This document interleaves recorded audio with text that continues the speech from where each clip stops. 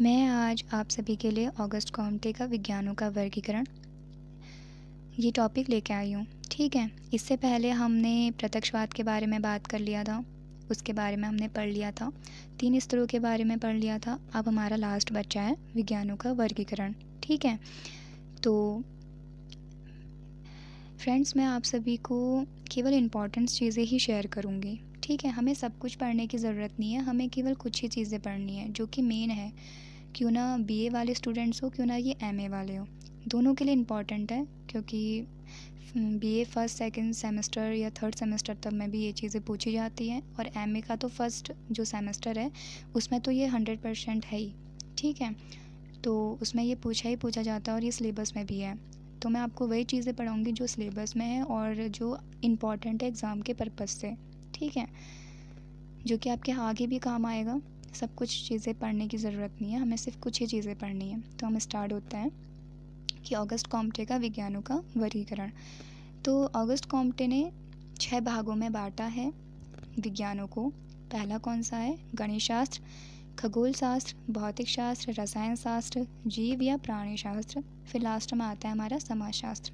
ठीक है, अब मेन पॉइंट या मेन चीज़ें समझने वाली बात यहाँ पे ये आती है। आप सब लोग स्किप मत करना, ध्यान से सुनना, तभी आपको चीज़ें समझ में आ जाएगी।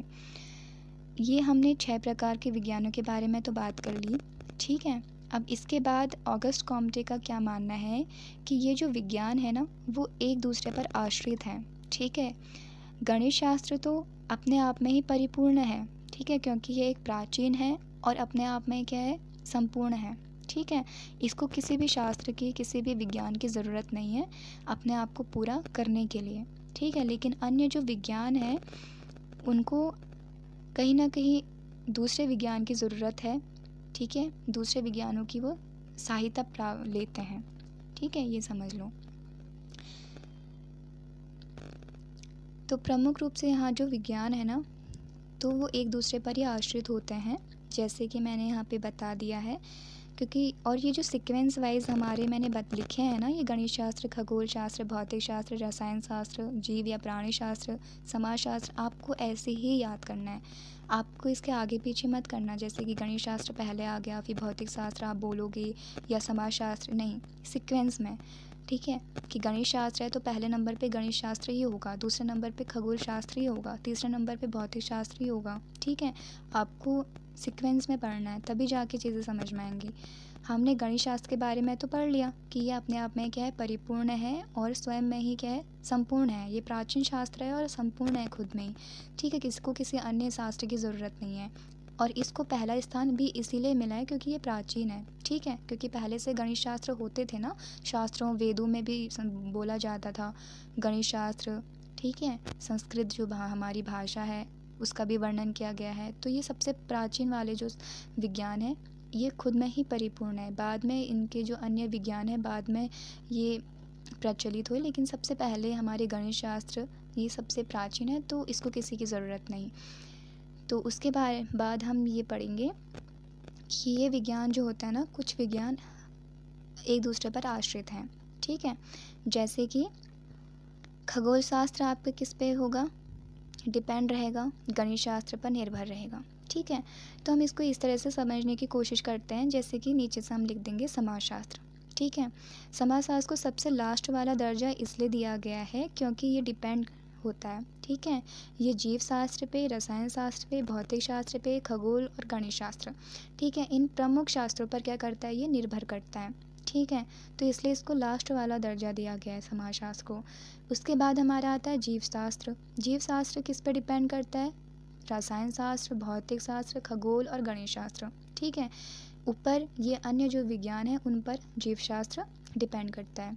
उसके बाद आता है रसायन शास्त्र। तो रसायन शास्त्र किस पर निर्भर रहेगा, भौतिक शास्त्र, खगोल शास्त्र और गणित शास्त्र पर निर्भर रहेगा।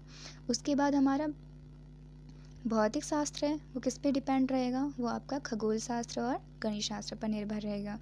और खगोल शास्त्र किस पर डिपेंड रहेगा, वो आपका गणित शास्त्र पर निर्भर रहेगा। और गणित शास्त्र मैंने ऊपर ब्रैकेट में भी लिख दिया है हेडिंग में कि ये सबसे प्राचीन शास्त्र है और ये अपने आप में क्या है, संपूर्ण है, परिपूर्ण है। इसको किसी अन्य विज्ञान की ज़रूरत नहीं है। ठीक है, ये अपने आप में ही परिपूर्ण है। तो देखिए इसी वे में आपको लिखना है, इस चीज़ को जो सीक्वेंस वाइज में मैंने लिखा है, ठीक है, इसी तौर पर आपको लिखना है, इससे आगे पीछे मत करना, क्योंकि जो चीज़ मतलब जैसे क्रम होता है ना, 1 के बाद सीधा 2 आएगा, 3 नहीं आएगा, तो वैसे ही है ये भी, ठीक है। आप आगे पीछे करोगे तो कहीं ना कहीं जब वहाँ पे एक दूसरे पर आश्रित करने वाली बात आएगी कि विज्ञान किस किस पर आश्रित होता है या रसायन विज्ञान किस पर आश्रित होगा, तो आप नहीं बता पाओगे, ठीक है। तो इसलिए सीक्वेंस वाइज ज़रूरी है कि स्टार्टिंग में आपको ये सारी चीज़ें यानी कि 6 विज्ञानों के बारे में पढ़ लेना है।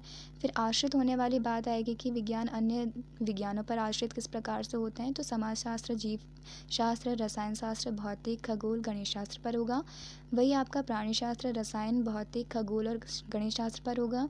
वहीं आपका रसायन शास्त्र आता है तो भौतिक, खगोल और गणित शास्त्र पे, भौतिक जो शास्त्र है वो खगोल और गणित पर आधारित होगा या उस पर निर्भर रहेगा, और खगोल शास्त्र गणित शास्त्र पर निर्भर रहेगा।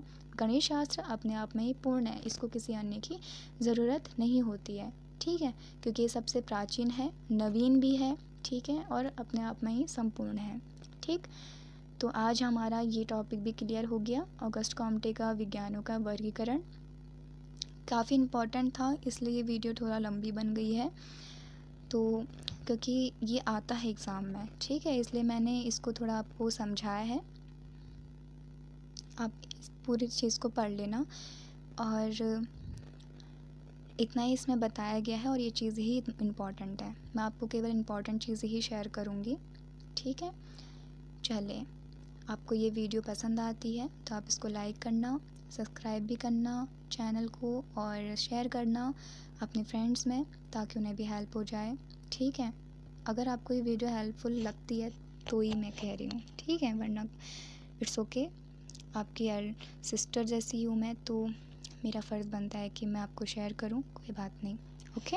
तो आप प्लीज़ इसको पढ़ लेना ताकि आपके हेल्पफुल आ जाए, पेपर में सही नंबर आ जाए, उसके लिए मैंने ये बनाया है कि आप लोगों को नंबर मिल जाए अच्छे से, ठीक, आपकी नॉलेज इंक्रीज़ हो जाए, ओके। मिलते हैं अगली वीडियो में।